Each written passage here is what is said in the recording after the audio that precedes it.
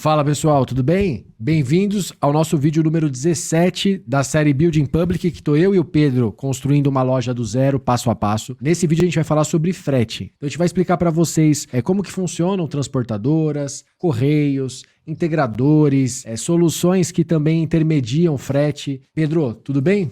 Como é que você tá? Fala, Vitor. Tudo bem e você? Tô bem também. E a gente vai fazer essa troca, né? O Pedro preparou um material aqui pra nós, pra gente poder olhar. E o frete é uma das coisas que leva bastante dúvida, né? Ou eu recebo bastante dúvida lá no Insta e as pessoas às vezes elas travam ali na hora de fazer as configurações iniciais. Então a nossa ideia é trazer pra vocês esse panorama geral e se você tiver alguma dúvida adicional, coloca aqui na área dos comentários. A gente pode trazer um vídeo adicional, um complementar ali pra falar sobre algo específico. E também lembrando vocês que aqui no link embaixo tem, se você for fazer a plataforma da Nuvem Shop, um cupom de desconto ali de 25%. E também tem a parte do nosso curso, tem o link da agência, todos os materiais que a gente referenciar, sempre completos aqui na descrição. Pedro, acho que a primeira coisa que a gente pode conversar é marcar essa diferença entre o que é uma transportadora, o que é um intermediador e o que é um hub de tecnologia, no caso que a gente vai trazer aqui a Frenet. Qual que é a principal diferença assim, de atuação ou o que faz cada um deles? O Hub, ele começou a aparecer de acordo com uma necessidade dos lojistas, né? Porque eles faziam uma parceria com uma transportadora, aí viam que aquela transportadora não era boa para uma determinada região. Aí tinham que fazer parceria com outra transportadora. E cada transportadora tinha que fazer uma integração para fazer cálculo de frete, para uma série de questões. De acordo com essa necessidade, foi criado um Hub, porque aí o lojista não vai precisar mais desenvolver soluções para cada transportadora. As transportadoras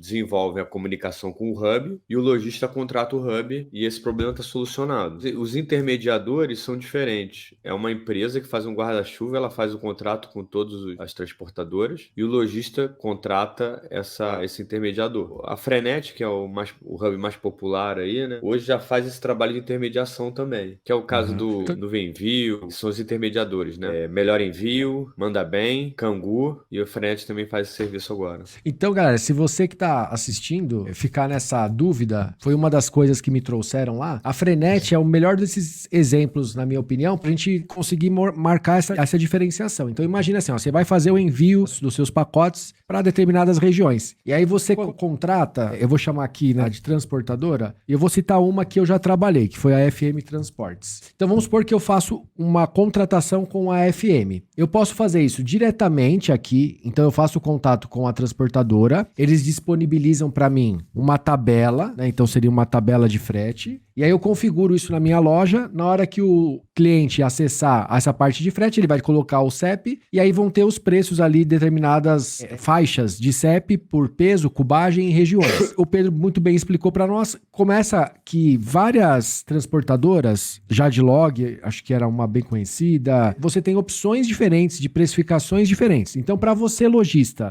não precisar ficar fazendo todas essas negociações de maneira individual com cada uma delas, surge a figura do intermediador. O que ele faz? Ele intermediar todas essas transportadoras e aí você faz o contato com o intermediador. Você vai pagar ali pro intermediador. E tem alguns, por exemplo, até vou trazer um outro exemplo de fulfillment, né, que a gente falou também numa outra aula. A Solog, eles têm o Soul Envios. E aí, recentemente fiz reunião, Pedro, com eles, eu achei legal isso para compartilhar também. Eles têm uma solução que eles seguram a fatura para 30 dias. Legal. Dependendo, né? Dependendo da estrutura, claro, né? Então eu achei legal porque, você vê, né? Um modelo que nasce como armazenamento, ele vê uma oportunidade de fazer esse contato com outras transportadoras e aí, para dar um benefício para você que está começando, eles fazem um faturamento a crédito, né? Para 30 dias. Porque para vocês também que estão no início, você vai precisar pagar esses fretes todos e às vezes você vai receber do seu cliente num prazo maior do que você tem que pagar a fatura do frete ali da transportadora. Esse é um ponto importante que muitos dos intermediadores podem facilitar a vida para vocês. Lembrando que o intermediador, ele não faz isso de graça. Ele vai colocar uma margem ali para que ele consiga operar e fazer todos esses contatos que você vai precisar ali para fazer a cotação. Quando você está muito no começo, eu acho que é uma excelente opção. Aí não sei o que você acha, Pedro. Depois... Eu ia falar exatamente isso, porque vai lá. Inicialmente você não vai ter... Como é que você negocia com a transportadora? Ele vai pedir teu histórico lá de 3 meses de envio para saber se você é um cliente interessante para ele. porque eles ganham, a transportadora ganha no volume. Para quem está começando, o intermediador é uma excelente solução, porque ele já tem um volume grande, ele consegue tirar a margem dele e ao mesmo tempo te entregar um frete mais barato. Porque, galera, isso é um clássico, sabe, do e-commerce. Na hora que você está começando, você não tem acesso às coisas com as melhores margens e melhores preços. Você vai precisar ganhar. Você vai ter que ter essa curva toda para daí conseguir umas negociações melhores, né? O que eu vi, Vitor, é que eu fiz o cálculo, a gente pode até simular isso, né, nesses intermediadores, mas é que o custo do Correios varia muito pouco. Ali geralmente ronda ali menos de R$1. E eu acho que um valor desse não vai impactar nas tuas vendas, entendeu? Então eu acho que fica muito a critério da pessoa escolher. O que eu penso é o seguinte: se você tem uma projeção de crescimento rápido, eu acho que é melhor você já estar numa solução que vai te entregar o que você precisa quando você tiver com um volume maior, que aí seria o Frenet, né? Agora, se você está começando devagar, não vê, a curto prazo não vê um aumento significante do volume, aí você pode começar com o Nuvem Envio, por exemplo, que é uma solução muito prática, rápida, né? E você vai conseguir entregar para todo o Brasil aí, pelos Correios. E essa é uma visão, porque às vezes a gente está empreendendo, né? E você que está começando, a gente já começou há 10 anos, né? Tenho loja, já falei isso nos outros vídeos, vocês que estão acompanhando a série. Você fica muito preso dentro dessa parte do frete. Então vamos supor que você começa a querer fazer contrato com a transportadora, e aí você quer tirar toda a margem que você conseguir ali, né? A melhor condição possível. E existe uma etapa que é mais relevante, que é o que o Pedro tá trazendo, que é você conseguir ganhar escala, né? Você ganhar relevância ali com os seus pedidos. Porque se fizer 50 pedidos mês, 100 pedidos mês, não é atrativo. Tem outras pessoas operando outros negócios fazendo um volume bem maior que vão ter prioridade. Então acho que você optar, que nem ele falou, do Nuvem Envio, que trabalha a correio, e o correio tem essa abrangência, por mais que às vezes as pessoas desçam a boca nos Correios, né? Eu acho que existe uma qualidade, tem os seus desafios também, e talvez seja algo mais prático ali para o seu dia a dia. As transportadoras também usam a malha dos Correios. Às vezes vocês acham que a gente acha que tá operando de um jeito, né? E na realidade tá por trás ali, eles vão muito mais nas mesmas linhas, né? Que você falou, nas mesmas malhas, né? No mesmo romaneio ali. Às vezes é só a marca ali, você vê. O FM Transporte, por exemplo, talvez seja isso. Eu não sei. Ele só tem um mega contrato lá e ele ganha no volume também. Eu não sei se é. E para alguns pontos específicos vale a pena ter um caminhão ou não, uma coleta ou não, mas no geral acaba usando a malha dos Correios. Deixa eu só trazer uma outra visão da minha loja, Pedro, pra galera. Eu uso a Frenet, né? E uma coisa que eu acho interessante dela é que eu consigo criar, você até falou isso, né, no mapa mental que você montou. Tem um envio na minha loja que chama envio econômico. Então a gente criou com base num range de CEP essa modalidade. A Frenet, eu acho que ela cobra R$200, acho, alguma coisa assim. É um valor pontual ali pra gente fazer a importação. E aí eu tenho uma tabela personalizada, própria para o meu negócio. Então daria para você, no seu caso, se for uma necessidade de você criar uma modalidade muito específica, pode ser um caminho, né? Esses agregadores ali, então talvez, por isso que depende muito do modelo de negócio de vocês. Legal, um outro modelo que... Vai lá. Tipo, se você fizer um contrato com uma transportadora que não esteja na Frenet, você pode pedir a importação da tabela deles para dentro do sistema, não é isso? Isso. Porque poderia ser a minha, né, que a criou, ou uma outra mesmo que de uma transportadora que não esteja lá. Um outro ponto, Pedro, que eu quero trazer pra galera também, eu uso isso, eu tô usando a 99.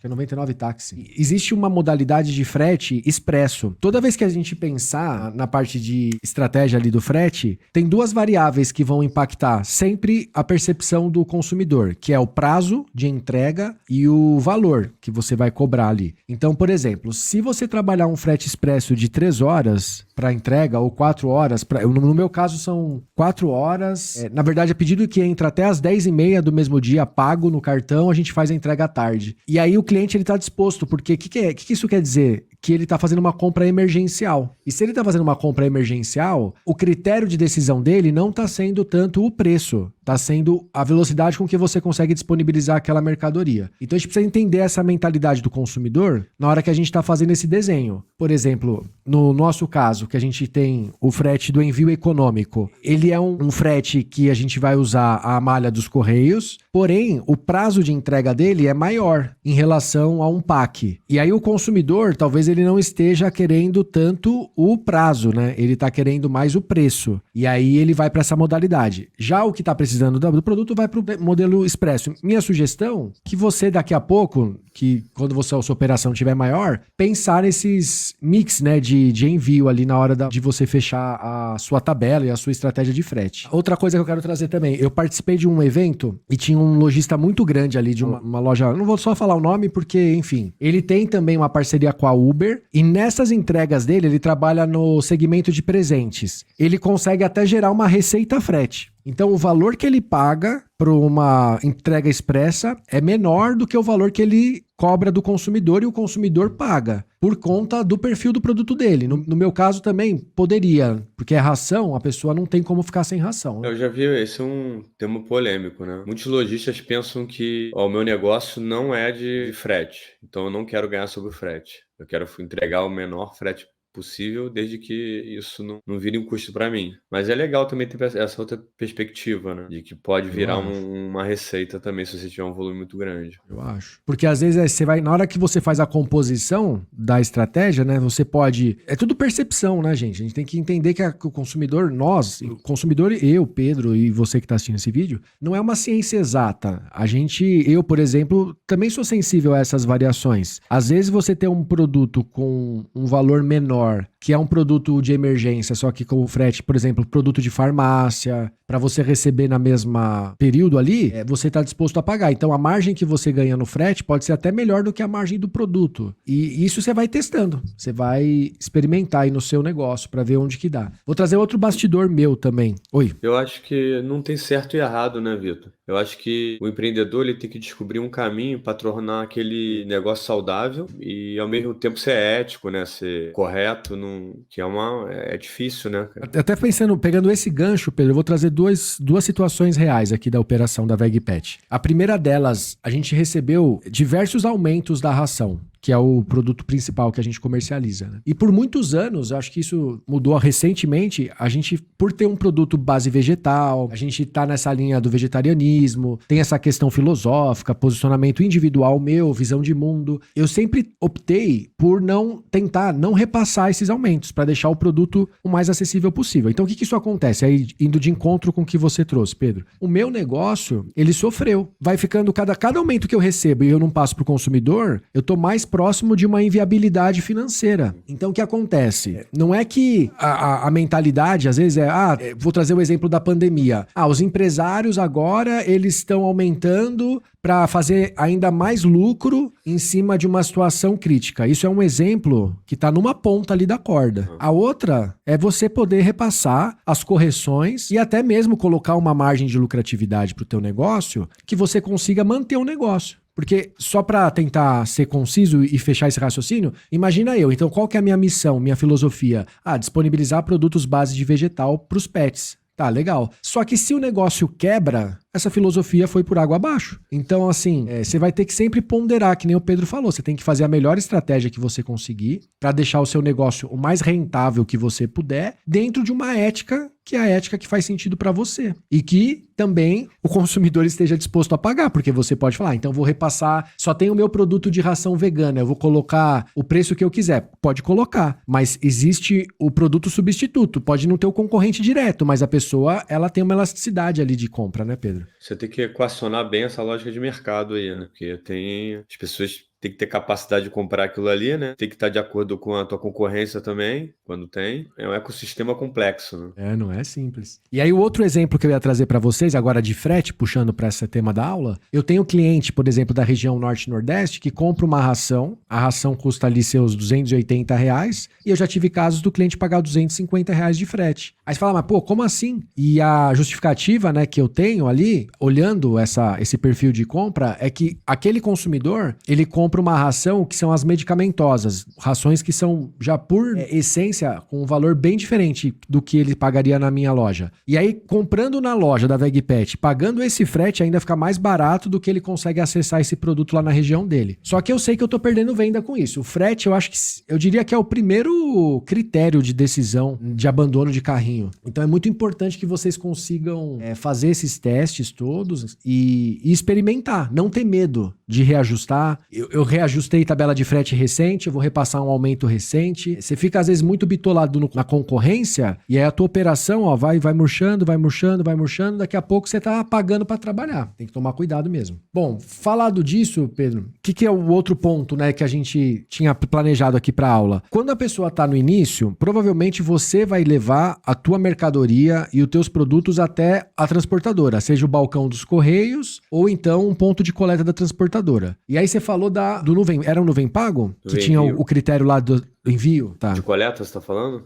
Aham. Então, eu posso até dar uma olhada aqui na página, mas pelo que eu me lembre, você precisa ter pelo menos 200 pedidos para poder mudar lá a conta do Nuvem Envio para poder ter coleta. Tá. Então, acho que só para você também entender, né, que tá vendo, é isso. Existe um corte ali. No início, se você estiver ali trabalhando os seus primeiros pedidos, muito provavelmente você vai se dirigir até o local. Depois, aí você tem que avaliar, né, tanto com o intermediador, quanto com o transportador, até os Correios também faz, eles têm esse serviço de coleta, dependendo do contrato que você montar, e aí vem o operador coletar no seu espaço. E aí uma dúvida também que eu recebi lá na caixinha do Insta foi referente aos endereços. Então existe um endereço que você opera teu negócio, e aí a pessoa tinha uma outra localidade para que a mercadoria dela fosse produzida. Então ali era o endereço de coleta. E aí você vai colocar aonde o produto se encontra. Então quando você for cadastrar na transportadora, eles vão perguntar qual que é o endereço de coleta e o endereço administrativo. Isso é bem tranquilo para eles. Não vai ter dificuldade, assim, que eles estão acostumados. É comum. E um outro também ponto que eu vou trazer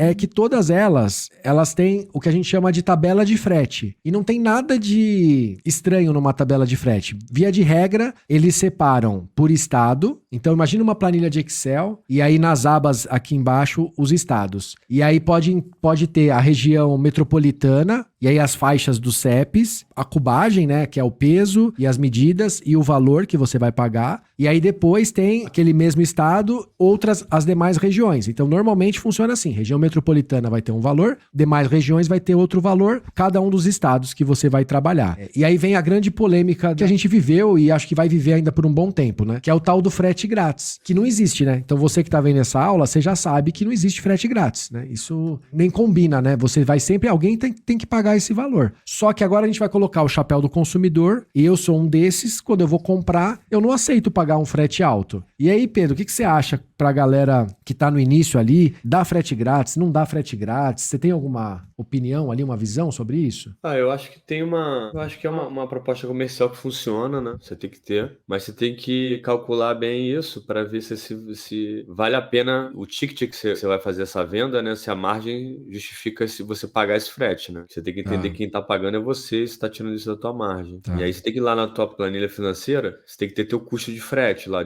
custo de frete grátis, porque isso tem que entrar nas tuas despesas variáveis, né? Com base nisso, com todos os teus dados financeiros, e aí você tem que tomar essa decisão, que não é fácil, né? Porque legal. eu, como se eu fosse voltasse ao papel de lojista, eu adoraria dar frete grátis para todos os pedidos, né? Só que não é viável. Sim. Tem O que é mais tem fácil feito dar para nossa região, porque obviamente o custo é mais baixo, e aí você tem que... É um papo até para mais um vídeo, né? Porque tem uma discussão longa sobre isso. O que a gente tem tentado, a gente faz frete São Paulo, acima de 350, e a gente tem um kit de produto que é da ração com 3 rações, e aí nesse kit a gente configurou para ser frete grátis Sul e Sudeste. E também o que acontece, Shopee e acho que algum outro marketplace, acho que Mercado Livre também, pela Olist que a gente opera, também tem esses incentivos. Então o marketplace a gente já paga lá 17%, mais não sei quanto, e aí eles disponibilizam esse benefício. E funciona, galera. Então, assim, quem tá muito no começo, eu não sei se faz sentido você já sair operando tudo, né? Loja própria, marketplace, você vai tomar a gente já falou também isso em outras aulas. Mas depois, por exemplo, se o cliente abandonou o teu carrinho, você tenta recuperar ele para sua loja, não deu certo, você tá usando uma automação de e-mail. E aí você pode deixar uma última opção mandando a tua loja oficial ali da Shopee, que tá com frete gratuito. Só que aí você vai ter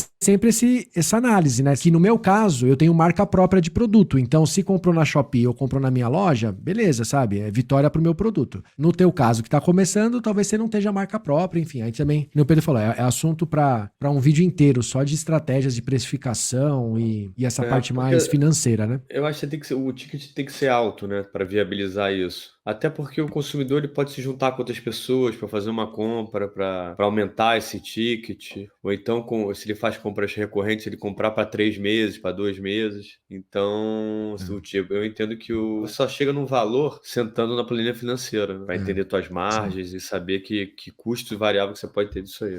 Não, legal. Então é isso, Pedro. Eu acho que a gente fecha esse vídeo de teoria, assim, né, mais conceitual, e depois a gente faz o próximo configurando lá o nuvem envios na loja para a turma ver como é que faz, porque provavelmente é ativar uma funcionalidade, não tem grandes segredos de como fazer essa parametrização. Não, é bem tranquilo. Legal. Então, galera, faz a inscrição no canal, acompanha a playlist do Building Public, e se você quiser montar a tua loja com a agência Regex, o link tá aqui embaixo, eles têm um produto chamado Loja Pronta, que aí eles fazem todo o passo a passo para vocês. Se é você que tá colocando a mão na massa, fazendo as configurações e ficar com alguma dúvida, usa a área dos comentários, a gente pode voltar e gravar novos vídeos. Eu e o Pedro, a gente tem um curso também chamado E-Commerce Sem Enrolação, ali é mais negócios. Além desses vídeos que a gente faz aqui do Building Public, é vídeo ensinando como que faz a planilha de precificação, como que você trabalha o frete grátis, como que você faz a análise do seu demonstrativo de resultado. Você imagina assim, o mundo do e-commerce tem os aspectos técnicos e tem os aspectos de negócios, de gestão, de estratégia, de operação. Então a gente tem todos os materiais. Esse aqui é aberto no YouTube, o curso, e se você também quiser que a agência desenvolva o trabalho, todos os links referenciados aqui embaixo. Pedro, obrigado mais uma vez e a gente se vê na próxima semana. Abração. Valeu!